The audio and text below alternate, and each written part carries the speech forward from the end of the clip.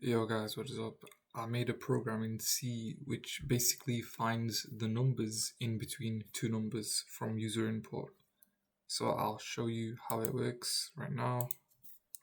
I can type in a number, let's say 4, then I can type in another number, let's say 9, enter. And as you can see here, we can get all of the numbers between 4 and 9. So that is 5, 6, 7, 8 right here. And they're all displayed. I'm basically doing this through this for loop I have over here. I've created a variable called counter where I have num1 stored, and then I'm basically saying counter is less than or equal to num2, then increment counter basically, and then we just print out counter inside our terminal.